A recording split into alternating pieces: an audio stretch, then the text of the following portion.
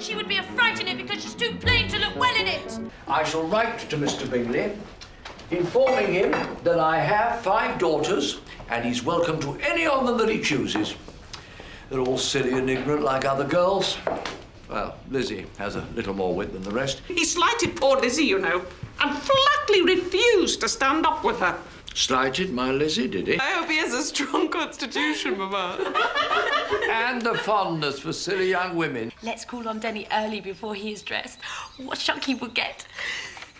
Our life holds few distinctions, Mrs. Bennet, but I think we may safely boast that here sit 2 of the silliest girls in the country. But let us not forget the younger Miss Bennet. Aye, they have arms and legs enough between them, and are 3 of the silliest girls in England. Wherever you and Jane are known, you must be respected and valued, and you will not appear to any less advantage for having a couple or, I may say, 3 very silly sisters. Well, think of me, Lizzie. Till you or your sister Jane return, I shall not hear 2 words of sense spoken together. Not now, Jane. Not now, Lizzie. I'm glad you'll come back, Lizzie. I'm glad you'll come back, Jane.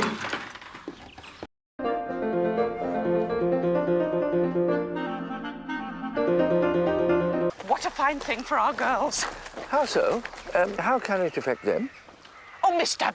Bennet, how can you be so tiresome? You must know that I'm thinking of his marrying one of them. Well, I hope you will get over it and live to see many young men of 5,000 a year come into the neighbourhood. It will be no use to us if 20 such should come, since you will not visit them. Depend upon it, my dear. When there are 20, I'll visit them all. It is from my cousin, Mr. Collins, who, when I am dead, may turn you all out of this house as soon as he pleases. I wish I had laid by an annual sum to bribe worthless young men to marry my daughters, but I have not, I confess. The reason was, of course, I intended to father a son. The son would inherit the estate, no part of which would be entailed away, so providing for my widow and any other children. You promised me last year that if I went to see him, he'd marry one of my daughters, and it all came to nothing. And I won't be sent on a fool's errand again.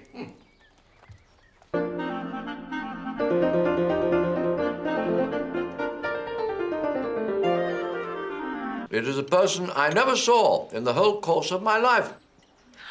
Colonel Forster. Captain Carter. No, I know, Denny.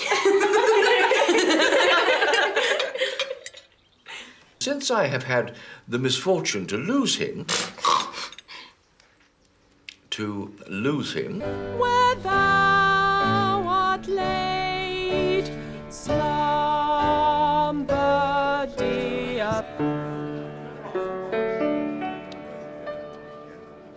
My mother bids me bind my hair with bands of rosy hue. You do extremely well, child. You've delighted us long enough. Let the other young ladies have time to exhibit.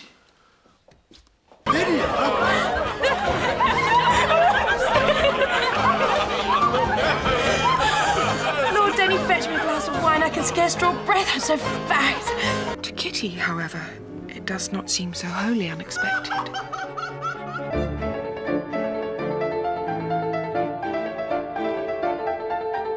May I have the carriage, Father? The carriage? No, indeed. You must go on horseback, for it looks like rain. Then you will have to stay the night. Mother! Well, why do you look at me like that? Would you go all the way to Netherfield and back without seeing Mr. Bingley? No, indeed. You will go on Nellie. That will do very well indeed. If Jane should die of this fever, it would be comfort to know that it was all in pursuit of Mr. Bingley and under your orders. Lydia will never be easy until she has exposed herself in some public place. And here is an opportunity for her to do so, at very little expense or inconvenience to her family. We shall have no peace at Longbourn if Lydia does not go to Brighton. Colonel Forster is a sensible man. And luckily, she's too poor to be an object of prey to a fortune hunter. Now, leave it now, Lizzie. I believe all will turn out well. The letter was from Colonel Forster to inform us that Lydia was gone off to Scotland with one of his officers to learn the truth with Wickham.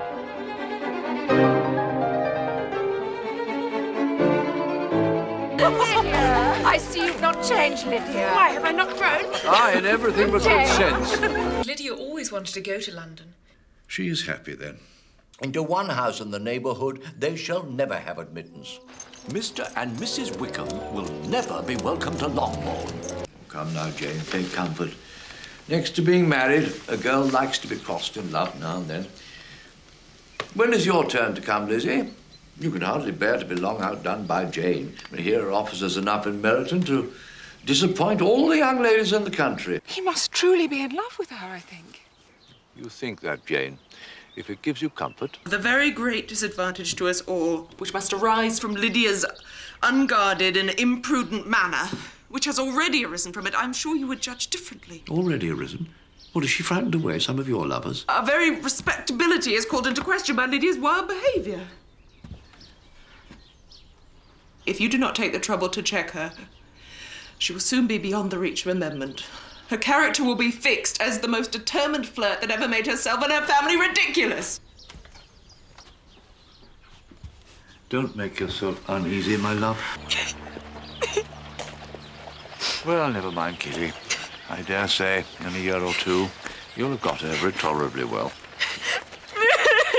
If anyone should ask for me, I shall be in my library and not to be disturbed.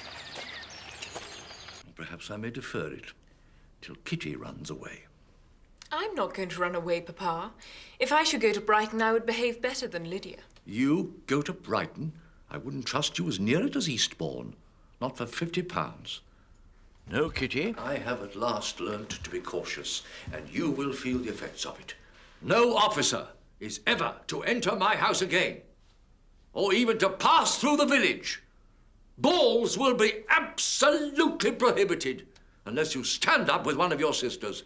And you are never to stir out of doors until you can prove you've spent 10 minutes of every day in a rational manner. Well, don't make yourself unhappy, my dear. If you're a good girl for the next 10 years, I'll take you to a review at the end of them. Are you not diverted? Oh, yes. Mr. Darcy, who probably never looked at you in his life before. Oh, this is admirable. What said Lady Catherine de Bourgh? I suppose she came to refuse her consent, eh? Are you out of your senses to be accepting this man, Lizzie? Have you not always hated him? Papa. Who should suffer but myself? It has been my own doing, and I ought to feel it. Oh, Papa. You must not be so severe upon yourself.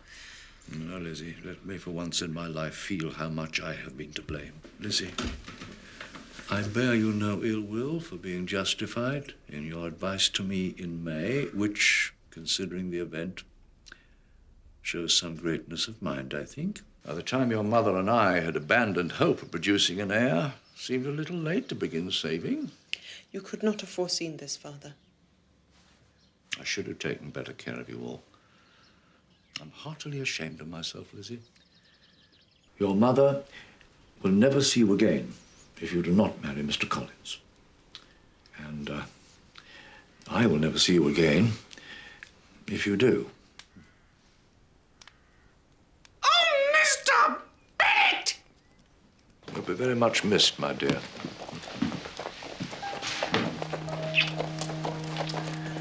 Very well, very well. Go along, then. Get along with it. Jane, congratulations. You will be a very happy woman. Thank you, Father. I believe I shall. Well, you're a good girl. But let me advise you to think the better of it. I know your disposition, Lizzie. My child, let me not have the grief of seeing you unable to respect your partner in life. He's rich, to be sure, but will he make you happy? Have you any objections apart from your belief in my indifference? None whatever. We all know him to be a proud, unpleasant sort of man. But this would be nothing if you really liked him. I do. He is truly the best man I have ever known. Well, my dear, if this be the case, he deserves you. I could not have parted with you to anyone less worthy, Lizzie.